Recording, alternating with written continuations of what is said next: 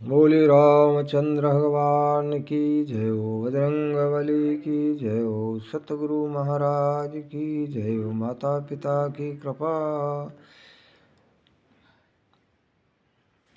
ओम नमः शिवाय हुते वासुदेवाय।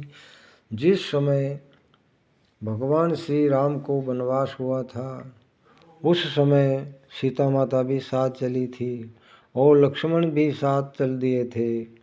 तो भगवान राम ने कहा कि यहीं रहो, घर पे माता पिता की सेवा करना और आपको आनंद मिलेगा माता पिता के चरणों की सेवा करने में।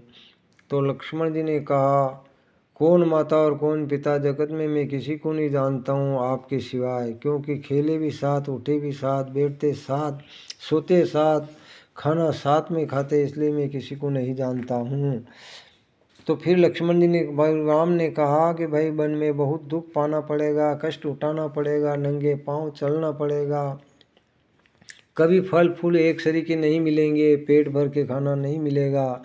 तो लक्ष्मण जी ने कहा, जे दुख सुख का जोड़ा है, क्या बातें आप बुलाते हो, कर्मों के फल सब भोग रहे, प्रसंग विवश जताते हो, मेरे भाग्य में जो लिखा है मुझे भोगना पड़ेगा। इसी प्रकार से मेरा हाथ जोड़कर निवेदन है सभी महानुभावों से कि दुख लिखा है वो भोगना पड़ेगा।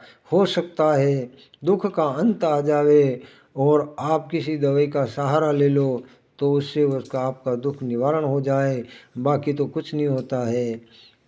जिस प्रकार से एक फौजी था, फौजी के शादी हो गई थी और वो फौज में चला गया था। फौज में जा गया तो उसके वहाँ बॉर्डर पे नंबर आ गया और पैसा भी बहुत हो गया।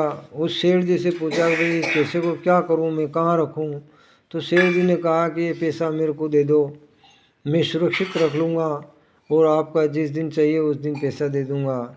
तो इधर फौजी का नंबर आ गया बॉर्डर के ऊपर। वो फौज में गया तो घोड़ी पे चढ़ा और घोड़ी पे चढ़ते ही उसकी वहाँ मृत्यु हो गई। लड़ते लड़ते मृत्यु हो गई। घोड़ी भागती भागती जैसे जिस तरह से खींचता लगा उस तरह से वो भागती थी। वो भागती भागती उस डेरे के अंदर चली गई जहाँ आतंक ज़्यादा था। वहाँ उस फौजी की मौत हो गई। सेठ जी ने देखा कि अपना भी कारोबार अच्छा हुआ और सेठ जी खुश हो गए, बहुत खुश हुए। फिर लड़का पैदा हुआ, शादी हुई, जवान हो गया, शादी हो गई, फिर खुशी आई। लड़का पैदा हुआ, खुशी आई, शादी हो गई, खुशी आई। और लड़का वो जो बीमार पड़ने लग गया, बीमार पड़ा तो पढ़ते पढ़ते सभी चीज़ निरस्त हो गई, जैसे थे वैसे के और नीचे आ गए। और लड़का के एक आदमी मिला कि आपने इलाज तो इतना कराया, बाकी 2 रुपये की पुड़िया और है, 2 रुपये की पुड़िया दे दो, ये बालक जिंदा हो जाएगा। क्योंकि मैंने प्रत्यक्ष देखा है कि यहाँ 2 रुपये की पुड़िया से ही मुर्दा जिंदा हो जाता है, तो इसलिए आप इसको ये पुड़िया खिला दो। तो सेठ जी ने जाना कि खिला दे पुड़िया।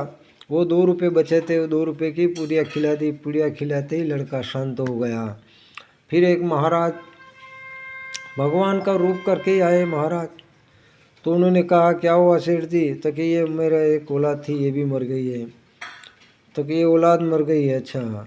जिस टाइम वो फौजी मरा उस टाइम कितनी खुशी हुई थी आपको? बहुत खुशी हुई थी कि मर गया, पैसा लेना देना कुछ नहीं रहेगा।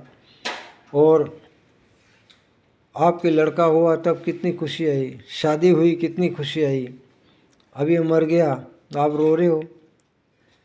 ये वही फौजी है जो आपने पैसा लिया था, वही फौजी बराबर करके चला गया। और वो तो चला गया, कोई बात नहीं, बाकी इसकी पत्नी का क्या हो गया? तो ये पत्नी वही उस फौजी की जो आपने उसको दुख दिया था, उसको पैसा नहीं दिया था, वही औरत है आपकी। इसलिए दुख सुख का जोड़ा है, क्या बातें आप भुलाते हो, कर्मों के फल सब भोग रहे, प्रसंग विवश जताते हो, दूसरे का हक मार के खाना ये भगवान के घर नियम नहीं है। भगवान के घर नियम ये है, सच्चा लेना, सच्चा देना और सच्चा खाना। बोलिए जय श्री राम।